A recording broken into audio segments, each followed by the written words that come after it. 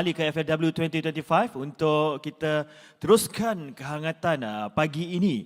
Dan untuk kita teruskan sesi ini, topik seterusnya, Smart Money Management, Managing Today, Securing Tomorrow. Sesi yang bakal berlangsung ini akan membawa kita meneroka prinsip teras pengurusan wang yang bijak, termasuk penyediaan bajet, penjimatan, perbelanjaan secara berhemah, pelaburan dan pelindungan daripada risiko kewangan. Dan sesi ini akan menekankan bagaimana membuat keputusan kewangan yang bijak hari ini dapat membawa kepada masa depan yang lebih stabil dan terjamin. Dan hadirin sekalian, untuk sesi ini, seperti saya maklumkan, kita tamu istimewa. Saya ingin memperkenalkan, beliau adalah seorang tokoh wanita yang cukup disegani dalam dunia kewangan negara. Beliau ialah Yang Mulia Raja Datin Paduka Teh Maimunah Raja Abdul Aziz, Ketua Pegawai Eksekutif Ion Bank, iaitu bank digital Islamik pertama di Malaysia. Beliau telah dilantik menerajui Ion Bank pada Disember 2022 dan membawa bersama pengalaman luas melebihi 3 dekad dalam industri kewangan, merangkumi pelbagai segmen perbankan di Malaysia, Timur Tengah dan di Persada Perbankan Islamik Antarabangsa. Dan pada tahun 2016, beliau telah menerima pengiktirafan antarabangsa iaitu Islamic Finance Personality oleh Global Islamic Finance Awards serta menerajui Ion Bank untuk menerima anugerah Best Islamic Digital Bank. Kini, beliau turut menyumbang kepakaran sebagai ahli lembaga pengarah kumpulan wang persaraan KWAP serta berkhidmat sebagai pengarah kepentingan awam dan pengarah bukan eksekutif bebas Bursa Malaysia. Kini, baiklah, dengan topik Smart Money Management, Managing Today, Securing Tomorrow, majlis dengan sukacitanya menyerahkan pentas kepada Yang Mulia Raja Datin Paduka Teh Maimunah Raja Abdul Aziz, Ketua Pegawai Eksekutif Ion Bank. Dipersilakan.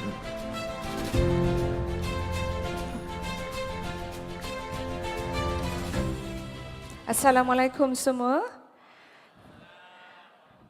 Well, it's a real honor to be here to speak to the people who manage my money. So I'm telling you a little bit about my approach to managing money, and maybe I can share a little bit with you. So let's see how this works. Okay, so I was asked to talk about money management.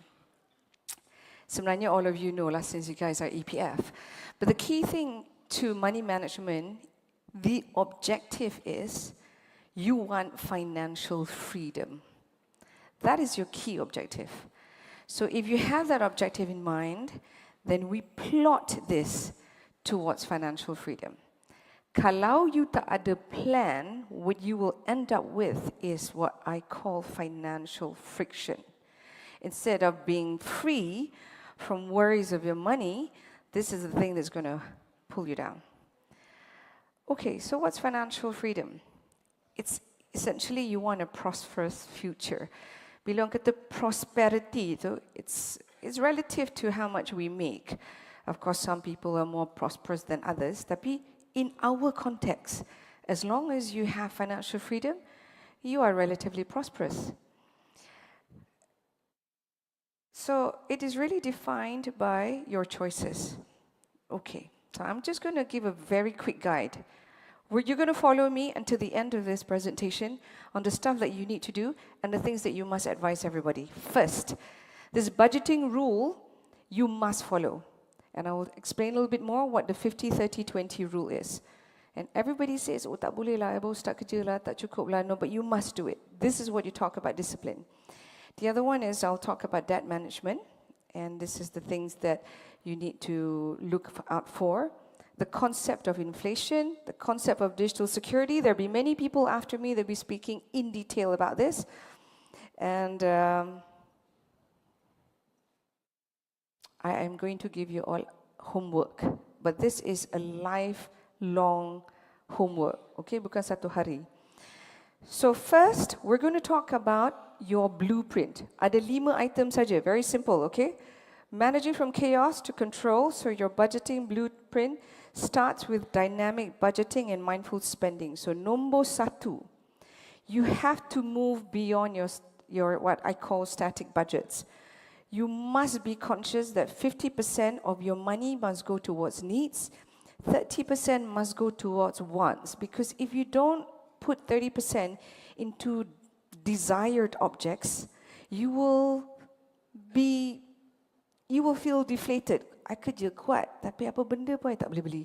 I kerja kuat, tapi apa pun I tak boleh buat. So want is a very critical part. 50% makan, minum, rumah. 30% benda yang you teringin, must. Because that's us humans. And 20% is your savings. You must. So let's keep to this 50-30-20 rule. Huh? Okay, next. Please track everything digitally. I would assume everybody in this room is digitally savvy.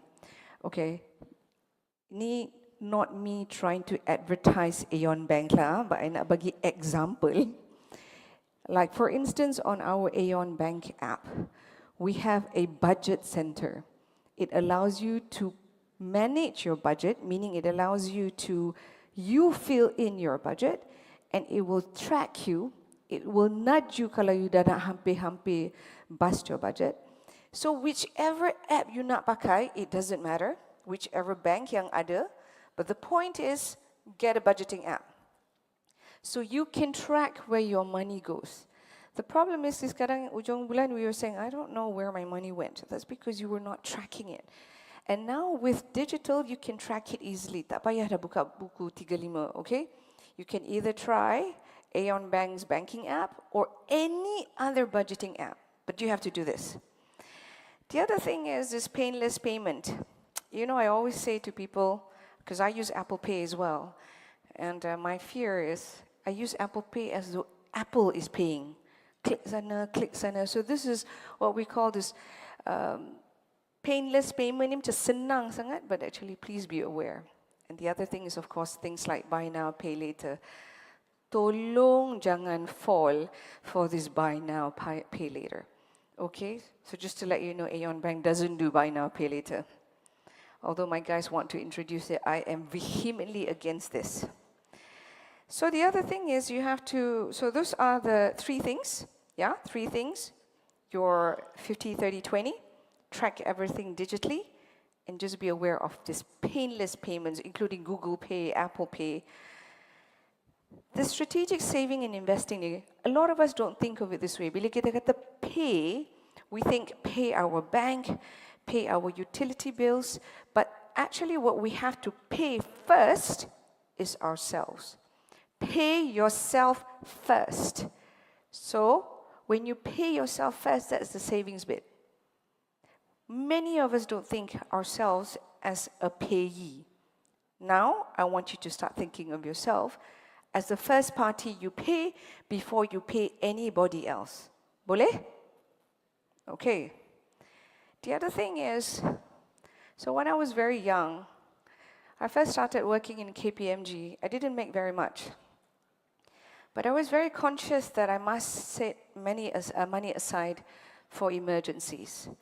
So I ask you, you must try to work towards saving 3 to 6 months cover on essential items.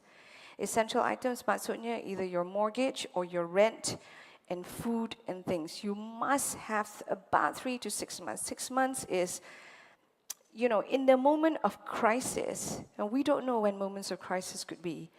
You could either lose your job or you could lose your limb, you could do whatever. So moments of crisis is something that you have to think about. So you look at what is essential spending, work towards saving that money aside. So I didn't make very much last time, but I made sure that I saved 15 ringgit in my early days, 15 ringgit every month.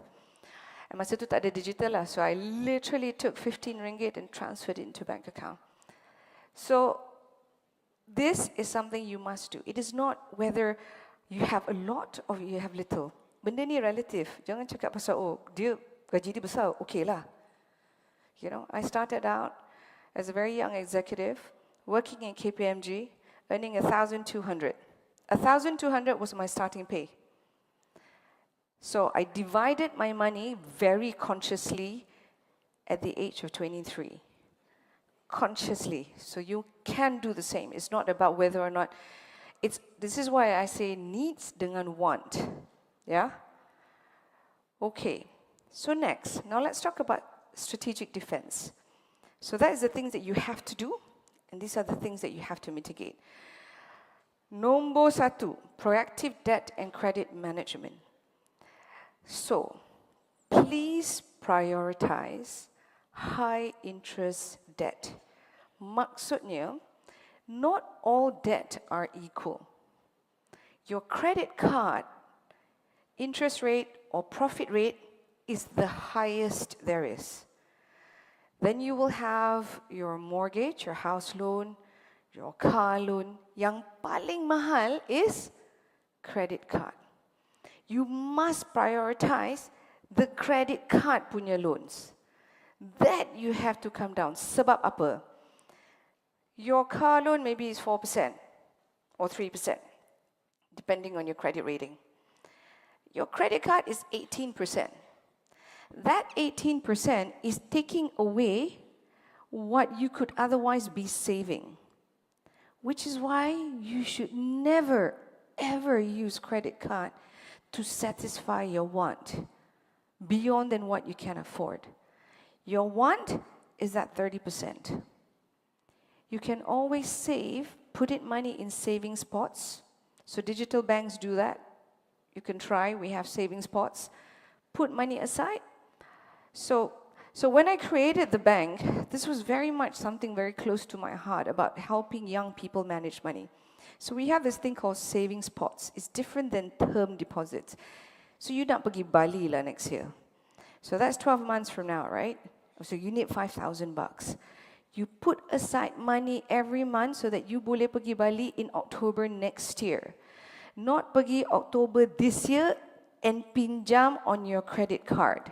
Because that's 18% that you're going to be paying over 12 months next year. Whereas that 18% of interest that you're paying can go towards savings. You're still going to go to Bali, guys. So, okay? Prioritize. So when I say use debt strategically, memang you should leverage. That's how most of us live. Tapi you leverage ataupun you take up borrowings for something that is strategic. Item number 1, borrow for assets that can appreciate, like rumah. So sometimes people buy an expensive car and then don't buy a house. Kereta tu is a depreciating asset. A house is an appreciating asset. So, personal experience, as a young person back when I was 23, 24, I bought a house in USJ, Subanjaya. The house is about 116,000. I put a deposit of 10,000. That was money that was given to me. And my monthly was about 700 ringgit.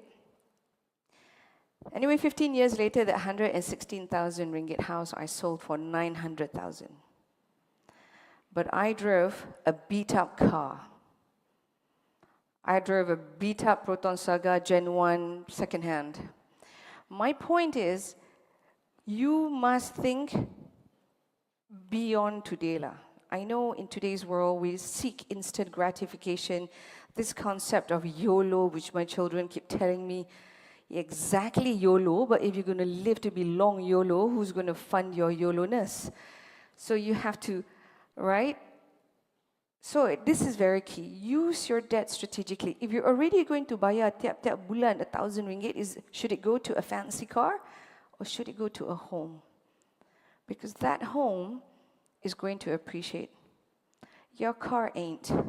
Your handbags ain't. I also love to buy handbags, but you know, I never did all those things until much later in life. Okay? So by the time I was 27, I had 3 houses. I was focusing, and didn't get help from anybody. This was money from gaji, yeah? The other thing is you monitor your credit scoring. So I haven't rolled it out yet. By end of the year, I'm also going to do financial health scoring for my customers. You find a way that people can help you do your financial health score so that you will know. Your financial health score will tell you, selalunya through CRIS, through CTOS, how much you can borrow, what you can borrow. And like I say, when you take out a house loan, it can be up to 20, 30 years, right? The rates are not so high like a credit card, but it's going to give you an asset that halfway through its life, you boleh jual and make money. So this is key, yeah? Monitor your credit score. The fourth thing is, please, everybody, I think this has been the most difficult part of the financial industry. We still see people being extremely reluctant to take insurance because they feel, alamak, that's, 50 ringgit every month. I don't know where that's going to go. But I tell you, your umbrella, you really have to, that's why this is saying about sediakan payung. This is exactly it. Not asking you to go and ambil benda mahal-mahal. You can just do some micro takaful, which has PA. You really don't know. Kita tak tahu, right? We really don't know how our life will pan out. We really don't know. So we've had some very unfortunate stories of people yang, oh gosh, got into an accident, anak sakit, this, that and the other, COVID, when people couldn't work, and they have no insurance. That's so tragic. So please, this is something you have to do. Basic PA, and PA is very important for you. If you have people who depend on you, you must take life insurance. You must. So I want to share with you a story of my friend. Husband and wife used to work in Petronas. They have 3 young children. So they met with a car accident on the way back from work and they both passed away. They left their children with nothing. Nothing. No life insurance. Anak 3 orang terpaksa dihantar balik ke parents in Negeri Sembilan. So had they still be alive, I think they would be very senior officers in Petronas. Their children would have a chance to go to university. But because they left the children with nothing, because they were young, memang savings tak cukup. Hantar balik kat parents yang dah pencen. The future of the children today is not like what it could have been. So if you have people who depend on you, you have to think beyond yourself, okay? Do I sound like your mother? But, and of course we have to do this. You have to embrace. Please don't say, I know already. And learning is, today is a lot easier to actually learn directly from the source. I have to say something about Malaysians. And I have to say that without sounding racist, particularly orang Melayu. Your financial education comes from your friends. You ask a friend, who is this friend? Dia tu qualified ke nak bagi you advice? The friend that ajak you invest in cryptocurrency, dia tu expert ke in cryptocurrency? Please, I have to say this. Do your own homework, because today information is at the tip of your fingers. Everybody can find out the same thing, okay? So please do a little bit of homework when you want to seek for investment advice. Boleh? Okay. So there is this biggest pencuri lah, the hidden thief, and which is why I'm saying that saving is not enough. And who is this pencuri besar? Nama dia inflation.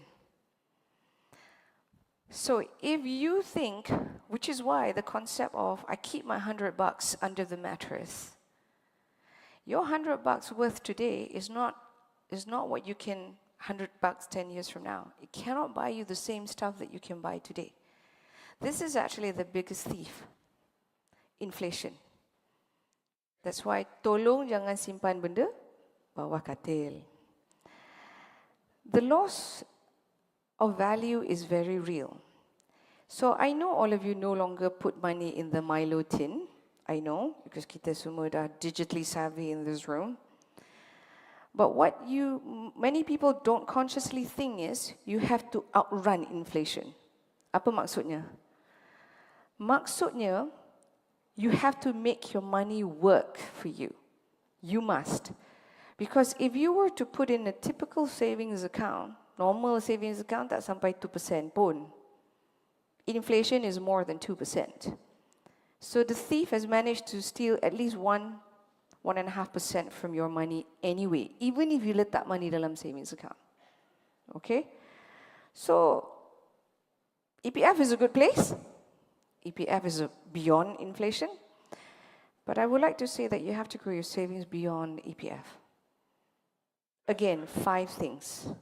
First, foundation.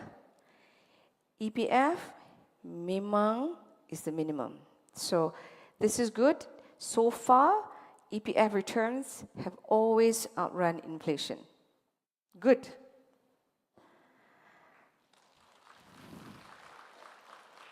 But most of you put money in EPF sebab terpaksa sahaja. The moments, some politicians say you may withdraw, panjang pula queue.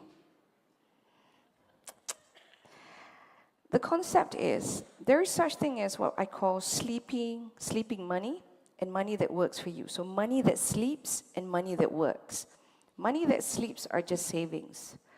So like if you put it in a savings account, that's money that sleeps. Money that works is money that you put in investment. Again, your typical savings account is never more than 2%. So you have to make your money work for you. That's the only way you can outrun inflation. So, but you have to think, you're saving money for 20, 30 years down the road, kan? So this is why we have to outrun inflation. So I would suggest we start small. Number one, I would say you can even increase your voluntary EPF contribution. If you're not confident to do anything else, at least increase your contribution to EPF voluntarily. Because EPF fund managers have done a darn good job, alhamdulillah. Next is you try lah. Unit trust, private retirement schemes, small amounts. Don't ever feel, I remembered again when I was young, I looked for people who was willing to take 100 ringgit from me. ASB, maybe. Those that you're familiar with. Certain unit trusts that you can put micro. ASB, if you just put ASB every month, 50 ringgit, 100 ringgit. So when my children were born, all my children, I just put 50 ringgit every month. So the eldest, I said, you better take it back. And I think she must have had about almost 100,000 in there, which I continued to put 50 ringgit, 100 ringgit, tak adalah letak banyak-banyak. But the point is, you letak sikit-sikit. So this is my mantra. The financial gurus may say something else about timing, but my advice is time in the market. Not so much timing of the market. Unless you're a prop trader, how would you know whether this is the right time? And unless you're a prop trader, you won't be watching the screens. So that's a danger. Or I put in money now because, okay, the index is low. I buy this stock now because I think it's going to go up. If we're not that kind of player, what I mean is time in the market is you letak 50 ringgit or 100 ringgit tiap-tiap bulan dalam your ASB ke, ASN ke, in any unit trust ke, public mutual ke. Yeah, I was recently very, very pleasantly surprised when Public Mutual said to me, do you want to unwind already? You put this money for so long, 33 years, 80,000. I also cannot remember, 50 ringgit, 100 ringgit, 50 ringgit, 100 ringgit, so from the age of 24. So this is my point, time in the market. You just put it and just let it go. Because, I'm looking forward, inshallah, in 2 years' time, I boleh pension dah, I can retire. So all this money, I'm going to korek lah from all these places that I simpan tak mana-mana. That is the thing, yeah? Time in the market. This is my advice to everybody. Unless you're a prop trader, this is what you have to focus on. Faham ya? Okay, good. And this is it. That's the prosperity hook. There'll be a time when you don't have to worry anymore. Yeah? So, and I have to talk about this, but after this, the guy who's going to come in, he's a guy in uniform and in a badge, he's going to tell you about this. Whilst you're doing all this, tolonglah, protect yourself against scams. This is so heartbreaking for me to see so many of our customers, so many love scams, investment scams. Love scams is the most difficult thing. There was Recently, there was a bank officer, so sad. She retired at the age of 60, single, not married, met somebody online. Before we knew it, she gave away 3.7 million of her entire investments and savings. Kerana cinta. My advice, cintalah savings you dulu. Keep your love for your tabung closer. Please, this is very real. Advise your family members, sisters, brothers, adik-beradik, sesiapa. It can happen to anybody because they prey on your loneliness. They prey on your weakness.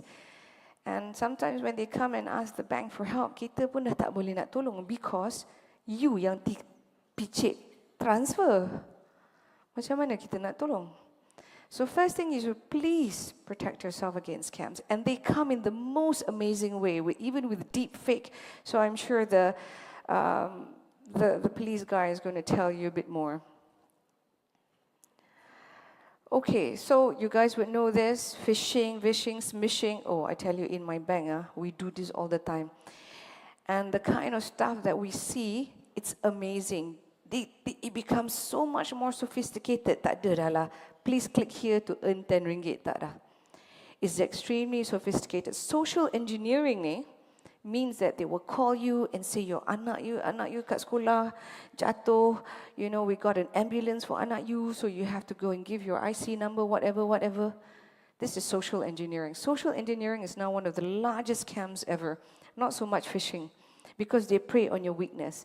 So quite a number of people get a call and said, oh, your son came out from school and got langgar accident, and this guy picked up your son, hantar ke hospital. So this guy has already paid for the deposit in the hospital, so you have to pay the guy back 50,000, whatever. Social engineering. And at that time, you're crying, right? Of course, they pandai lah. Out of 10 people they call, there'll be one recipient of the call that has a child in primary school. Kalau it's not you, you would say, oh, rubbish. But they will hit. This has happened a few times. So you know this. Some people still do this. HEP, cannot do anymore. And you must verify. Before you are asked to make payment, please verify. Booking.com recently was being compromised. So Booking.com would ask you to make payment again because they say that, oh, your last payment didn't go through. Actually, that was a scam. Somebody else hacked into the Booking.com punya. So again, you should verify. You should just call the hotel and say, I thought I dah bayar, dah deposit. So, you know, you must verify. The other one, please make MFA mandatory. Your Instagram, Facebook, TikTok, semua ada MFA. What you need to do is enable it. Balik ni buat kena enable. Because if you don't, that's how dia orang boleh masuk. The other thing I didn't say is, so in Aeon Bank, we introduced what we call this mobile security protection on our app. What we have done is we can identify if a customer's phone is a rooted or a jailbroken phone. Maksudnya is a phone that you buy secondhand or it has been tampered. As a bank, so we're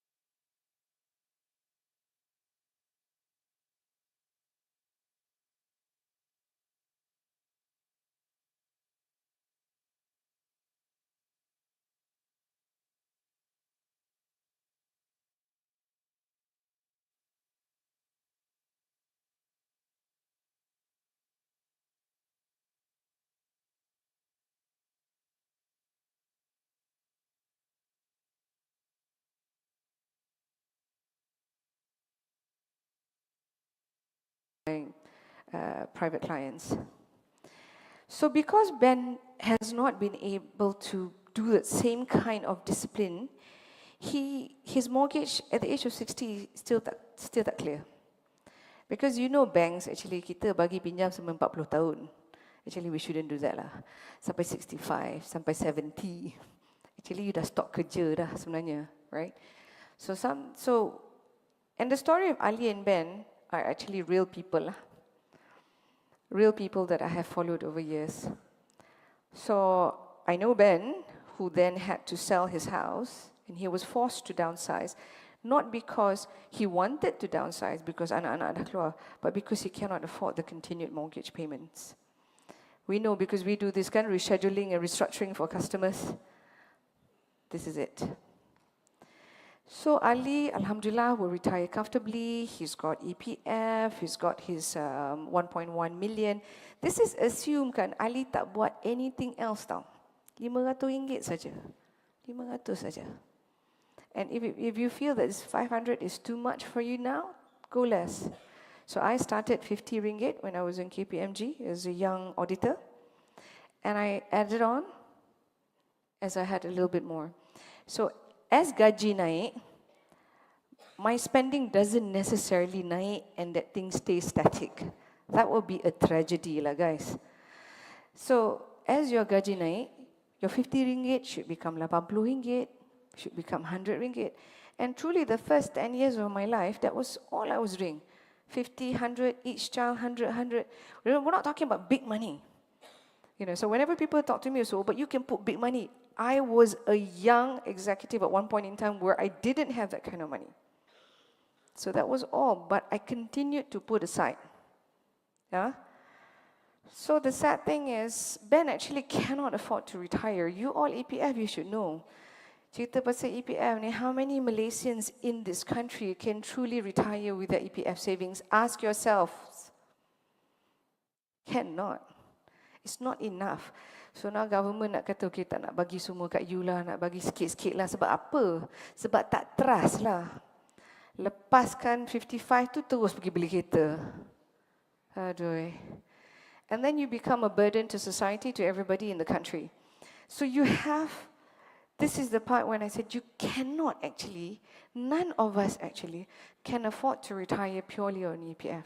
Purely tak boleh. So you need to have what I call non-EPF wealth. Ataupun you add on voluntary contribution to EPF. But this has got to be beyond your 11%, beyond your employer's 12% or whatever. Yeah. The next time the government said, you may withdraw your money, don't you guys dare touch. Don't touch. Please. And please tell your family members, don't touch. So, this is my homework lah, to all of you. I want you to start now. Start now. Okay, this is my call action to you. So the story of Ali and Ben is actually not luck. You cannot turn around and look at Ali at 60 and Ali is your friend, oh, he was so lucky. Was it luck versus Ben? They both started at the same starting point. What is it? It's how you start your race. How you start your race, okay? So I challenge you, 3 simple steps. Nombor 1 is please know your money. So please download a budgeting app. You may use ours, you can use anybody else's. If you're not digitally savvy, you're not pakai buku notebook pun tak apa. You want to use Excel spreadsheet pun tak apa. But my point is, I need you to know exactly where your money goes every month. And this is important. So what we've done on our budgeting app, we've actually broken down into so many different categories like lifestyle, food and beverage. That's what I mean by you must know where your money goes. Bubble tea berapa? Kopi berapa? Makeup berapa? This is important. This is to know where your money goes. Because then, if you know where your money has gone, only then you'll be able to find what I call hidden money that you can actually instead put aside. Do we really have to drink that cup of coffee every day? You know, some things should be a treat and set aside. So instead of, okay, a cup of coffee today, say, is $10. 5 of that cup of coffee in a month is $50. You put aside that $50 every month. If you put it over a period of 27 here, the period 35 years, that small amount of money, it's already going to be about 110,000 ringgit. That coffee that you so enjoy 5 kali sebulan. Think about it, okay? So my homework to you, what are you supposed to do? Please download the budgeting app or just do an Excel spreadsheet or tulis notebook, okay? Track your money. Number 2, please crush your worst debt. Please clear your most expensive debt, which is your credit card debt. Please do that.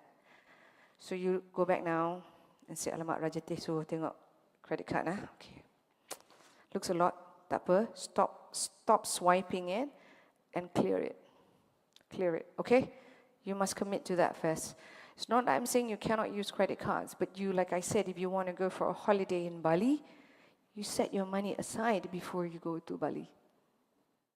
But spend now, pay later, we really got to re-engineer our thinking.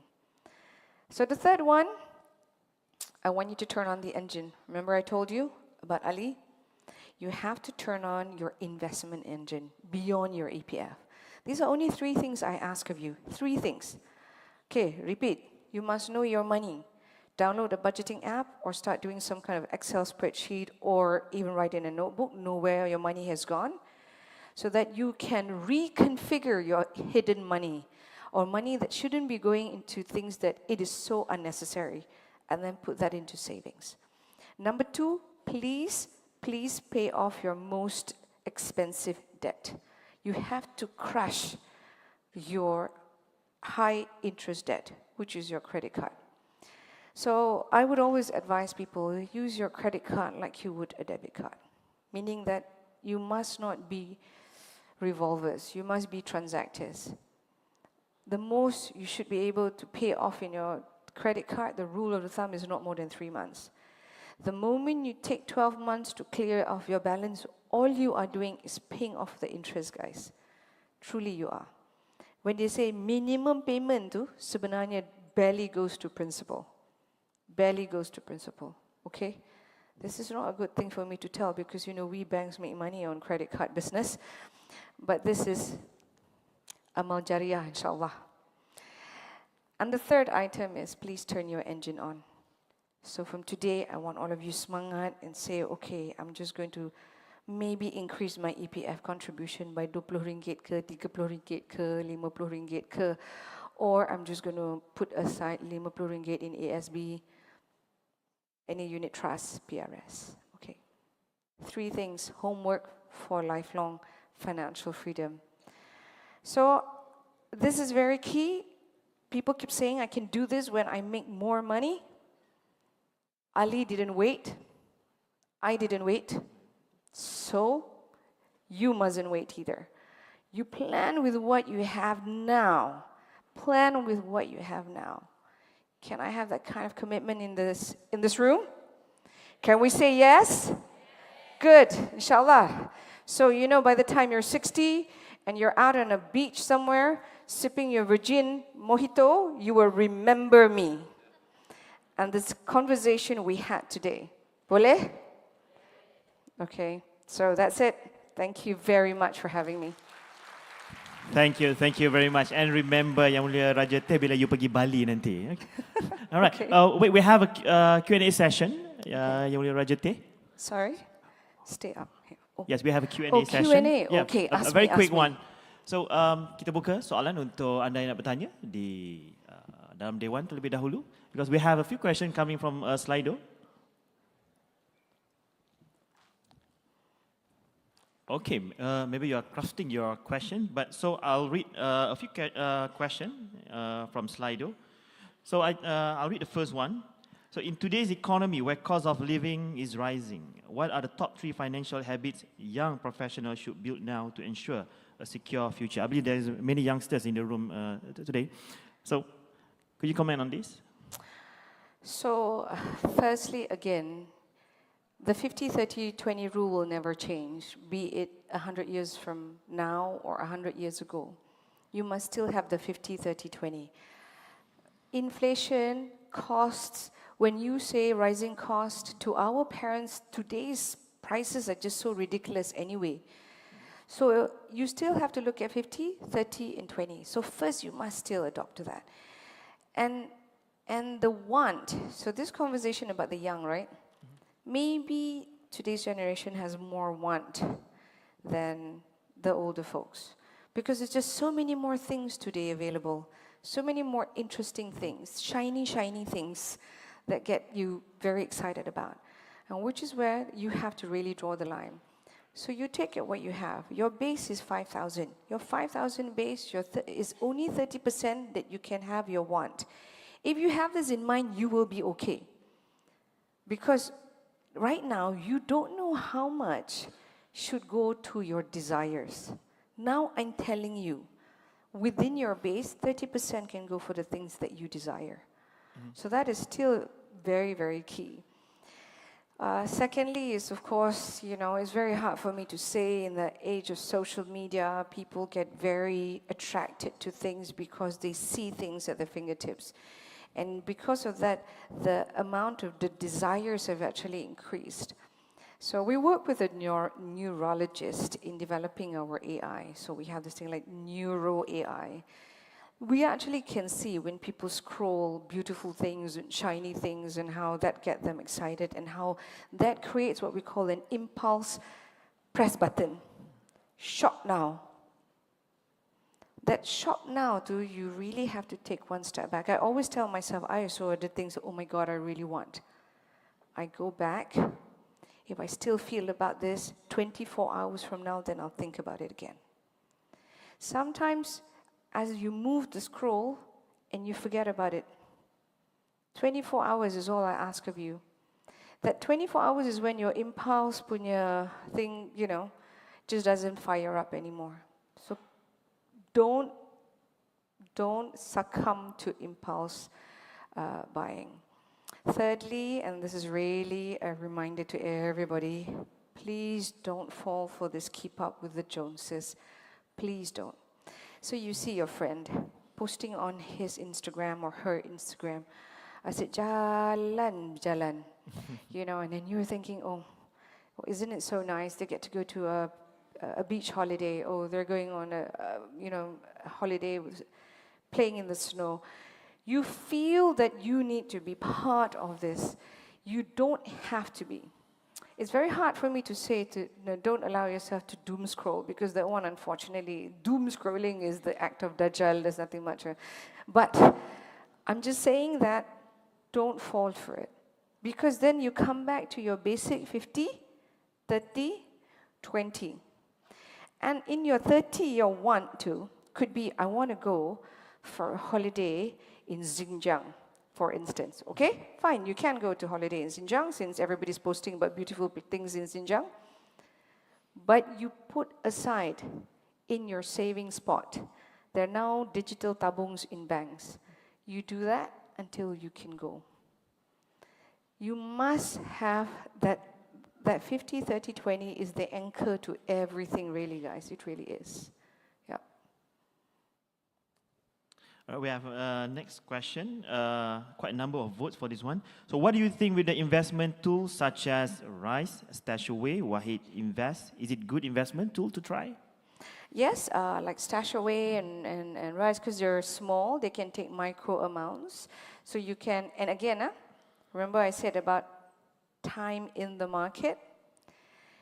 StashAway is only good for you if you don't keep looking at it every month. And you don't keep panicking. So because market is volatile, when market volatility hits you, you're like, oh my God, I have put away 50 ringgit every month, it's now 500, but now I'm down by 20%. And then you panic, and then you want to withdraw. This is the bit about time in the market. Time in the market. But StashAway, ke, RISE, ke, Wahid, ke, you must also understand your own risk appetite. Are you willing to take higher risk than you can put in an equity investment? high risk, higher return. Or you're not so willing to take that kind of risk, maybe you put in a fixed income investment, like Sukuk, right? It's fixed, and then they will tell you the return is about 6% or 7%. Upside, very unlikely, tapi downside pun very unlikely. Whereas equity can go up to heaven for as long as the market runs, but the market can also go down. Once you have, but first kan, you have to start with your basic non-EPF, yang the one that I say, yang macam your 500 yang Ali tu. That's got to be in a safe ASB kind of a thing. First start with that. And then after you move and gaji you lebih sikit, then maybe then you can start having allocation, different asset allocation in your investment. Then you say, okay, maybe I'm willing, now I letak 500 every month for this safe one.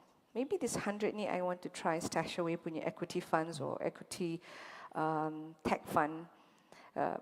But again, it's time in the market. Jangan panic tau. Is when you panic and you not withdraw your money, and that's when things go wrong for you because you panic. And for that reason, I have to say about cryptocurrency. Trading of cryptocurrency is a gamble. It has no underlying fundamentals and no intrinsic value at all. At all. So, if you cannot go to Genting Highlands, you buy Bitcoin. It's the same concept. Which is why my own fatwa is trading cryptocurrency is haram. Because it has no intrinsic value. No intrinsic value whatsoever. The use of cryptocurrency was meant to be as a settlement mode, not so much for trading in it. So those are the things you should avoid. Trading cryptocurrency, trading in currency, trading in money markets, you have to avoid all that. As individuals who earn a salary, you cannot afford that. You cannot afford that because as an employed individual, our income is pretty much stacked out. Unless, of course, you have other businesses. So you know exactly what you're getting. You don't want to gamble on those things. Because keep in mind, all I'm asking you is to outrun inflation. That's all I'm asking you. I'm not asking you to go and hit the big gong, because that big gong may never come.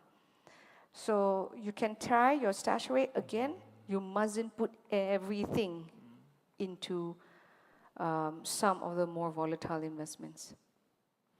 Thank you, thank you. I think that will be the last question. Could you remain on stage because we are moving to the mental giving. So now we would like to invite Yang Bersama Encik Iwan Azam Mokhtar, diiringi oleh Encik Norida Din untuk naik ke pentas bagi menyampaikan cenderahati sebagai tanda penghargaan kepada Yang Mulia Raja Teh.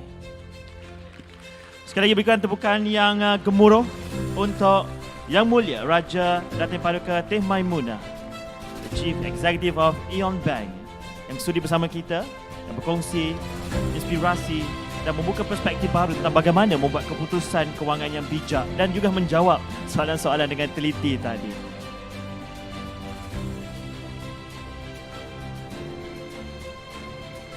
Terima kasih.